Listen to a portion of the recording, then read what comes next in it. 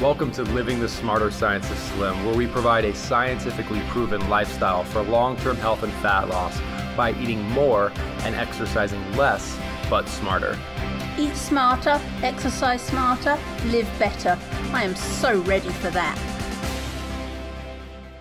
Hey everyone, Jonathan Baylor back with another bonus Smarter Science of Slim podcast.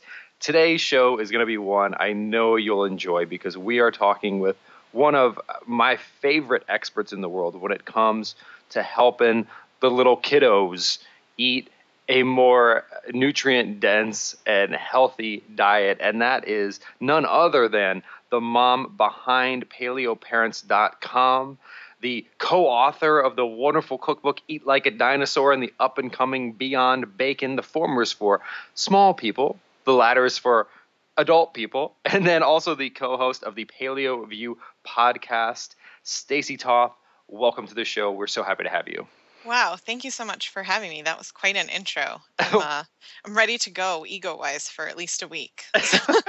Well, you're doubly ready, right? Because you shared with me a very cool tidbit before we started the show, and that's you actually got to see your layout of your new book, Beyond Bacon, for the very first time today. So you're like really riding that wave, huh? Yeah. So for my day has gone that I got home from CrossFit, which is very exciting because I flipped a 330-pound tire for the first time. And I was super stoked about that. And then I checked my email, and the book that we turned in a couple of weeks ago finally got put into the design layout and sent back to us. And seeing your book for the first time in all of its beautiful graphic glory is kind of breathtaking. And so I am riding a happy wave for sure.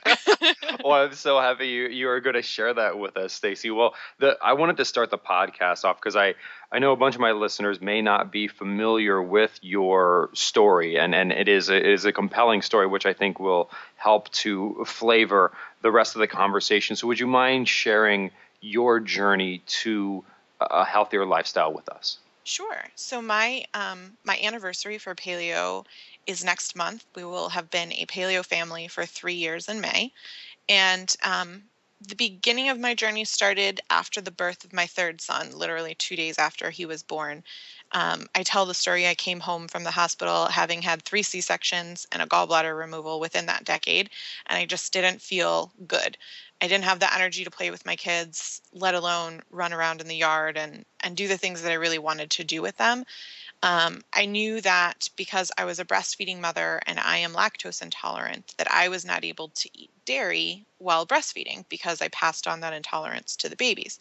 So I was doing some internet searching, and at the time there wasn't the movement that there is now. There weren't the books that there are now.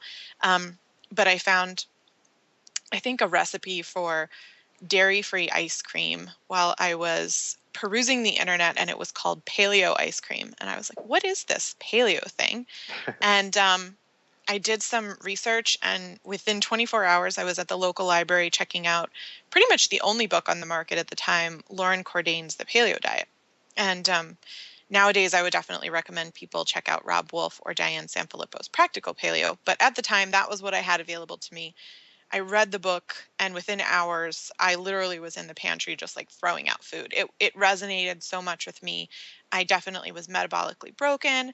There were a lot of things about our health and our happiness and my children's behavior that really made me think, you know what, if I give up these processed foods, my kids might feel better. And it seemed like a far-fetched thing at the time. Oh, could foods really affect their behavior that much? And now looking back, I'm like, how could I have ever doubted that? Like, it is so easily tied.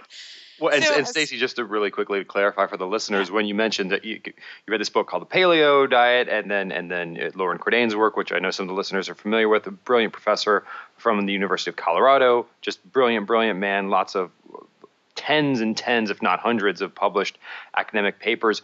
And you say you came home and you started throwing out all this processed food. And that's, I want to just really quickly, when you say paleo and when you go into that, what were you actually eating more of and what were you eating less of? Because I think sometimes I get frustrated when it's called a diet, because really it's just like eat the most of the stuff that's good for you and eat the less of the we edible try to call garbage. We try to call it a lifestyle because I would never put my children on a diet. Yeah. You know, we refer to it as a lifestyle.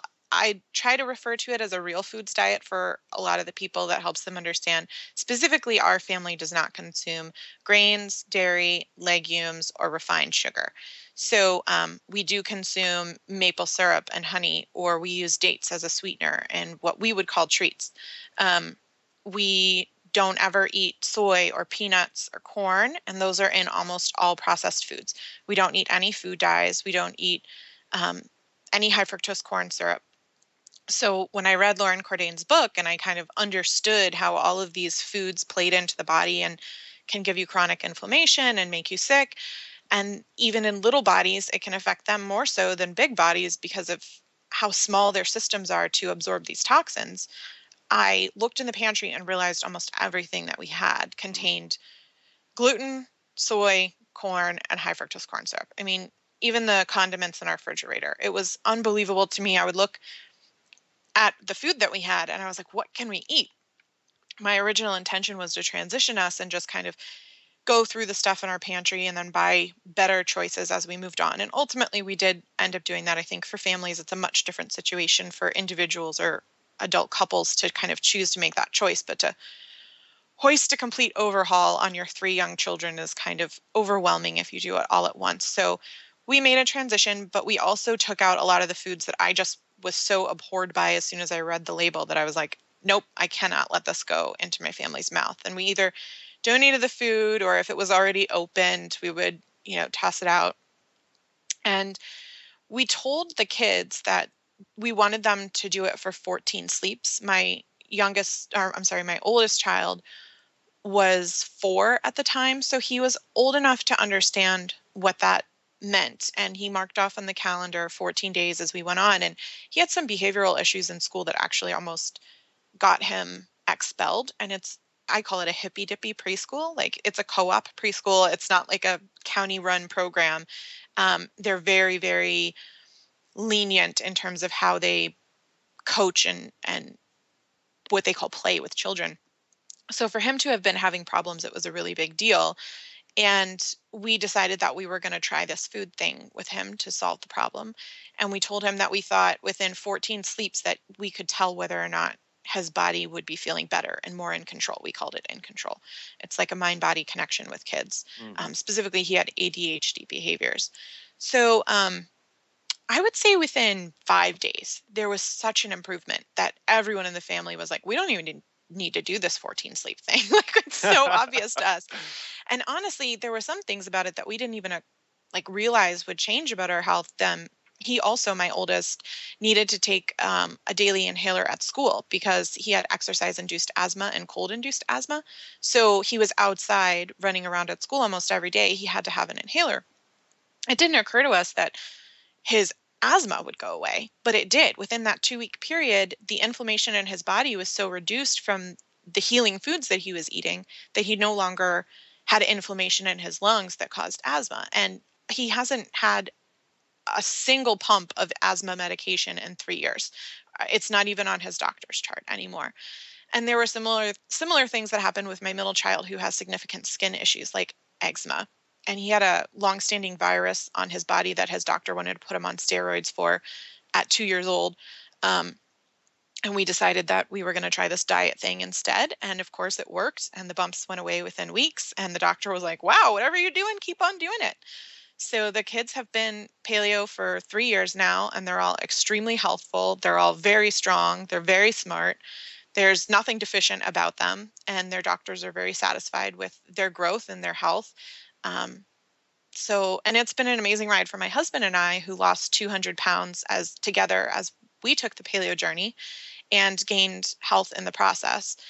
I determined along the way that I had celiac disease, which I had no idea that I'd had, which was one of the reasons that I probably lost my gallbladder, was an intolerance to gluten. And a lot of the problems that I'd had my whole life, chronic joint pain, reflux, migraines, depression, seasonal allergies, all gone.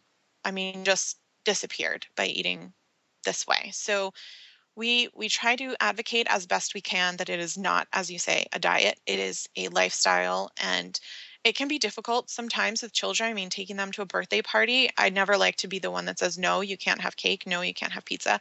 So instead I say, you can have this Larabar and my purse. And you just kind of learn to roll with the punches and deal with life that way. Well, Stacy, there's so much to dig into there. I really appreciate you sharing that story and those profound successes. And just to deconstruct it a little bit, because again, there's so much there. The first thing I wanted to talk about was the critical distinction between a 25-year-old male going paleo and a mother who's trying to help an entire family that has 3 young children go paleo. Truly, I mean, that is a night and day comparison, especially when this is one thing that really gets me a little bit amped up is in some ways, Stacy, kids food. Like if you look at a kid's menu, it's not kids food, it's kids junk. Exactly right. But how like literally that is so twisted that the little people who need proper nutrition the most, we define their food by that which is the worst for humans to consume. Isn't that just atrocious? It is. And you know what? Honestly, we've found not just ourselves, but from the, hundreds or thousands of people that email us and talk to us through our website is that we find that it's adults putting upon children that those are kids' foods. Like my children are perfectly happy to eat kale and eggs for breakfast. Yeah. They would never, originally, because it was their habit, they would say, where did my Dora cereal go? But over time, it became, hey, let's read a Dora book and eat these eggs and kale because you like kale. I mean, not everybody's kids are going to like kale, but that happens to be one of their favorite vegetables. And so my oldest like mushrooms. We throw the mushrooms in the eggs and he gets vegetables at every meal and doesn't complain. And there are products nowadays that you can find that have cute cartoon characters on them that are whole foods. But honestly, my children aren't even interested in it. And I'm fortunate enough that my oldest is 7 and my middle child is 5 now. They're learning to read. My middle child is obsessed with looking at how many grams of sugar there is on a label, and he'll like tell us all, this is going to put holes in your teeth, which is fantastic. And my oldest will say, he's able to read the ingredient list, and his job when we go shopping is to read the ingredients, and everybody who's shopping, we all say, do we think that's healthy for us or do we think that's not healthy? And 9 times out of 10, if it's something that they picked up on the shelf, it's not healthy. And they have no problem putting it back. And they themselves are frustrated with the food manufacturers. They don't take it out on me. They think it's awful that someone can't put together food that's real food. And then when they do come across a product that they like, for example, holy guacamole, they just love it and they talk about it all the time. And they're like, we love that we can just buy this guacamole and we don't have to worry about it. And it is atrocious to me that is what kids food is. I mean, we go to a restaurant and we look at the kids menu and we're like, no, we're just going to order an adult meal, and they'll either share it or they'll eat off our plate because they have bigger appetites than we do.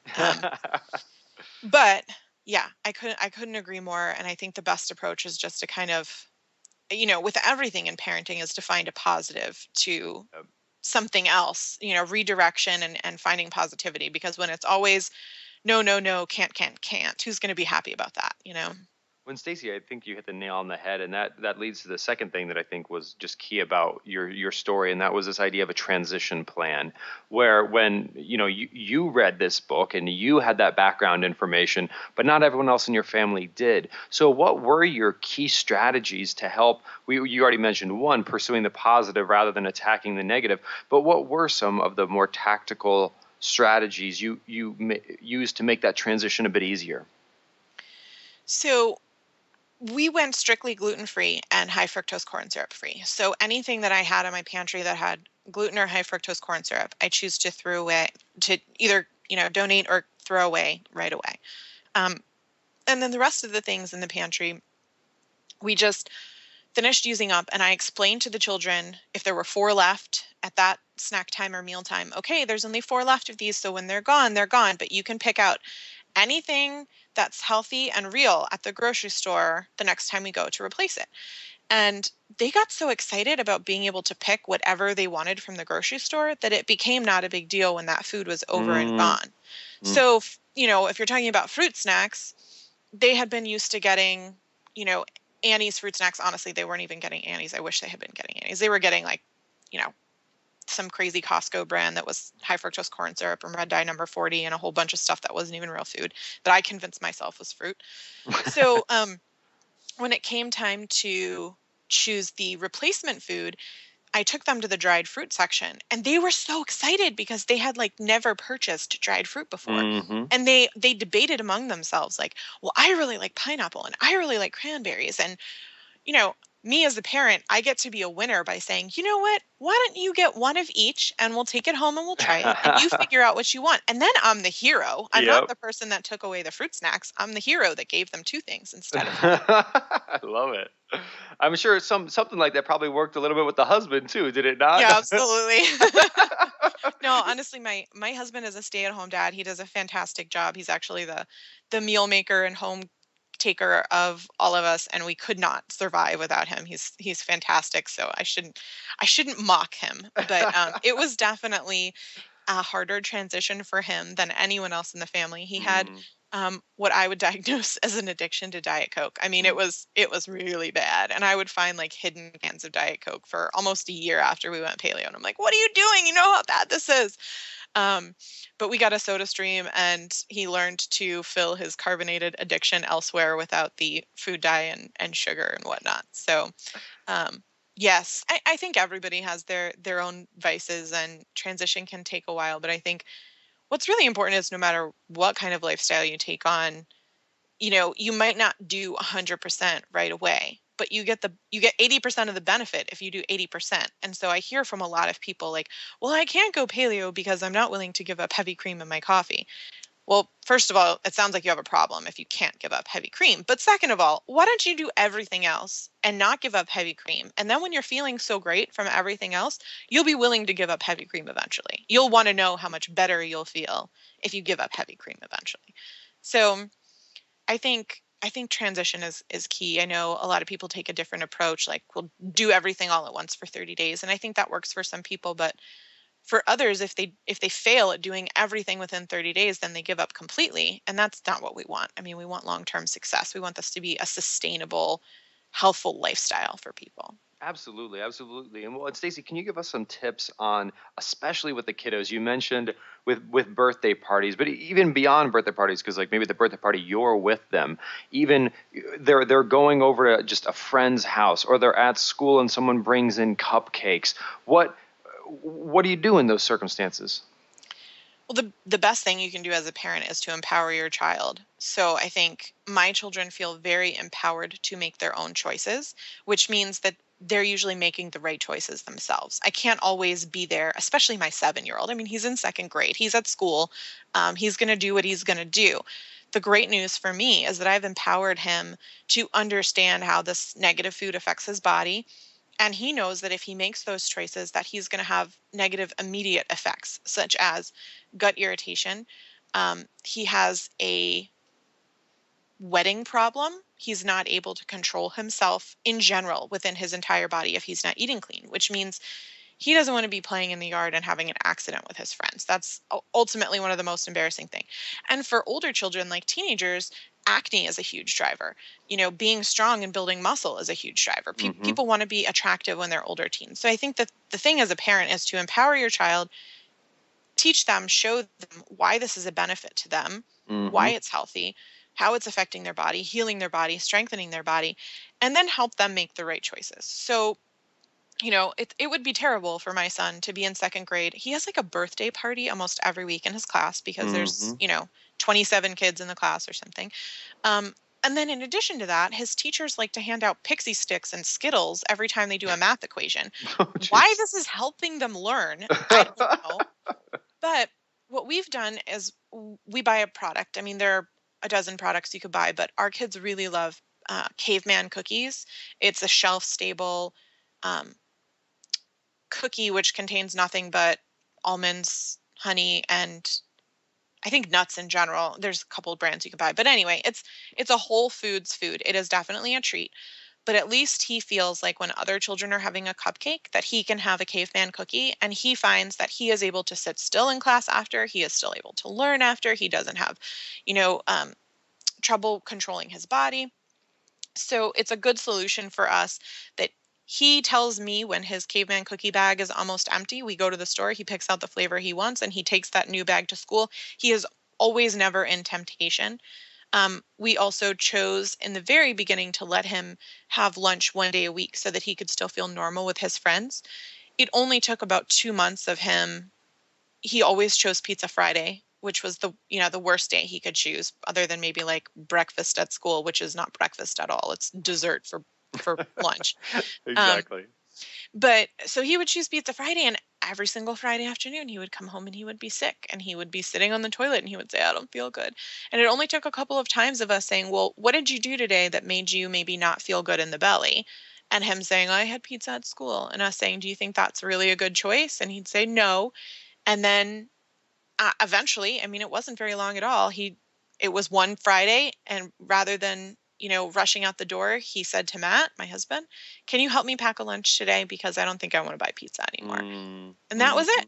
I think it's empowering your children and letting them come to those choices on their own, having trust. It's like that euphemism about letting a bird fly away and coming back to you. I mean, these are their own people. I think my general parenting philosophy is that my kids aren't mine. They are their own people. They are their own person. Each of them has their own personality and came into this life and has their own path. And I will not always be there. I cannot always be there.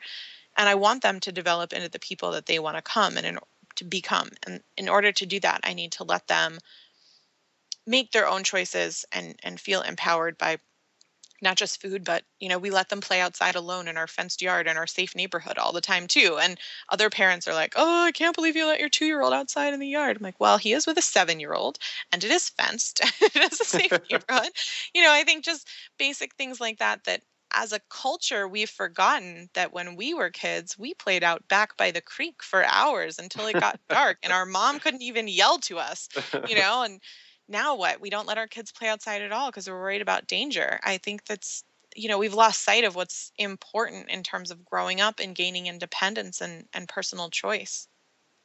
Stacey, I think there's a huge ring of truth to the empowerment there, and I'm curious, Stacey. I'm judging exclusively by your Skype picture here, so I do not have complete information. But judging by your Skype picture, it looks like you have 3 beautiful sons. Is that accurate? That is very accurate. So the only reason I ask is because I'm curious, or have you heard from any of your fans? Is it any different for little girls than it is for little boys? I think in general, raising girls is different. I'm not gonna. I actually minored in women's studies in college, and I was the first to tell you that women are different from men.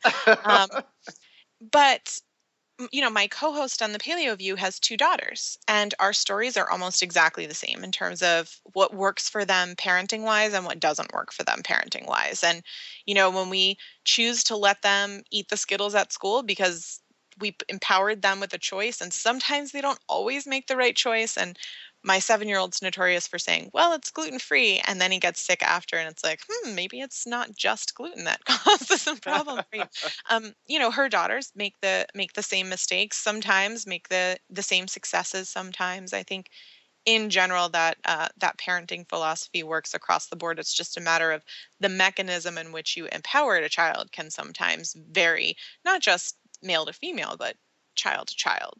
Absolutely. And I'm always fascinated to think about how certainly with the paleo lifestyle, or just eating a whole foods lifestyle, is sometimes in America especially, we forget that there are so many other lifestyles which have dietary restrictions, for lack of better terms, that are as, if not way more difficult to maintain. I'm thinking vegetarians, I'm thinking vegans, I'm thinking kosher, I'm thinking halal. There are millions, if not billions, of people around the world who have these lifestyles. It's ironic that, again, why do we call the paleo diet a diet? We don't call vegetarianism a diet. We call it a lifestyle, and everyone acknowledges that.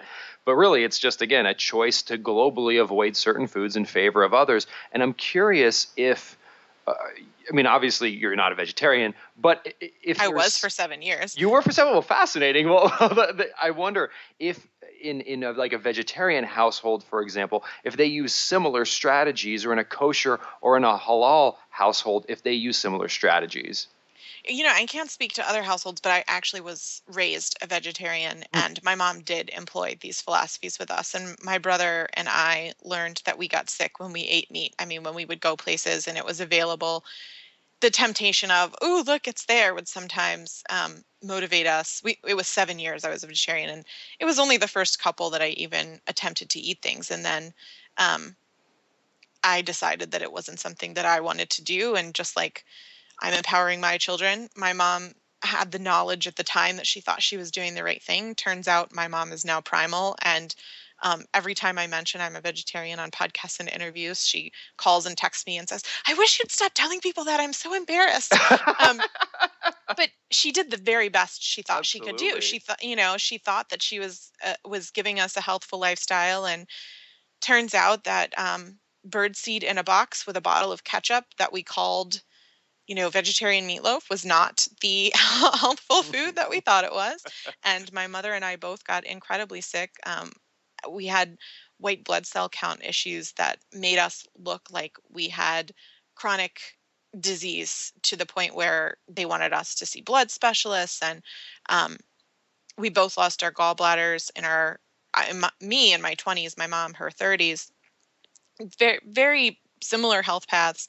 And we both believe that it was attributed to the high carbohydrate, low protein, low fat diet that we ate for so long that just wrecked our bodies. Absolutely. Well, and really, I mean, any shade of a nutritionally deficient diet is going to destroy the body, and it's just certain strategies.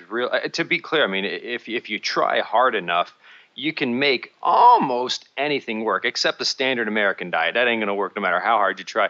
But it's just like some situations, it's almost like my mom used to always tell me, Jonathan, avoid the occasion of sin. And like, for example, if you can certainly be a healthy vegetarian, it's just like, man, you're putting yourself you're tying both your hands behind your back a little bit. It's definitely a challenge. Yeah, I have been asked the question many times. I'm a vegetarian for X, Y, or Z reason that I don't want to change, but I would like to adapt a paleo lifestyle. Is it possible? I think the number one question that I ask is, do you eat eggs? Do you eat fish? Mm-hmm. And if those answers are yes, then it can be done. But protein usually needs a face. Otherwise, it's not really a protein, it's a carbohydrate. So absolutely. Well, and I know there's I forget what it's called. Ben Greenfield mentioned it to me, where it was the emerging technique of there's sea creatures that don't have a central nervous system. I forget, it's like oysters or clams or something like that, where it's not quite a plant, but it doesn't have a central nervous system. So it's like, for whatever reason, you're making the decision to avoid certain living things and not other living things, because of course plant is a living thing as well. These are more like plants. More like plants. Yeah, exactly. Yeah. And they're super nutrient dense. So it's an option. It's an option. Well, Stacy, another question I wanted to make sure we dig into is, what did you find to be the one or two most challenging and maybe even continuously challenging, or have things all smoothed out? But what were the one or two things which you were just like, man, if I could have done that differently, or if I could wave a magic wand and change this today, I would pick these two things? I definitely wish I would have discovered nutrient density in the beginning of my paleo journey. And I wish that I had looked more into women's health before starting my paleo journey. Both of those things, I think, for those of us in the paleo community, it's probably more known than others, but intermittent fasting is a common thing that's done in paleo community, not to be intentionally done. I mean, some people schedule it, but usually because you're more satisfied than you were before, that you don't feel the need to eat regularly. So I moved to eating twice a day, and for a myriad of reasons, including lack of a gallbladder, which helps aid in digestion after not having eaten in a while, as well as just general women's health hormone things like thyroid function, cortisol function, leptin, all those things.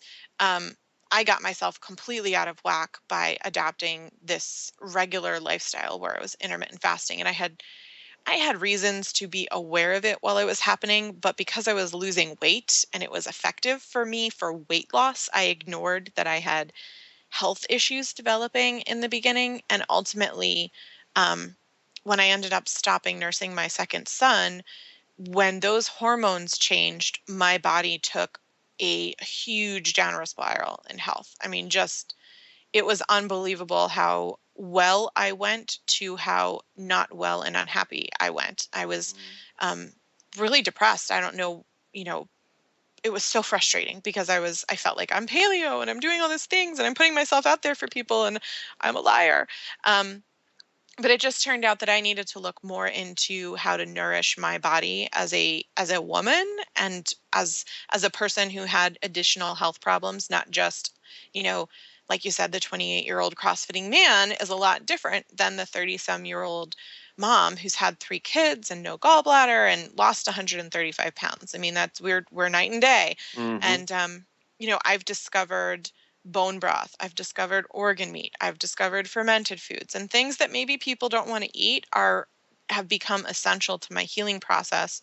And I've gone from being, in the beginning I was on a scale of 1 to 10 in terms of healthy before I went paleo, maybe a 2. And then I went to being maybe a 6.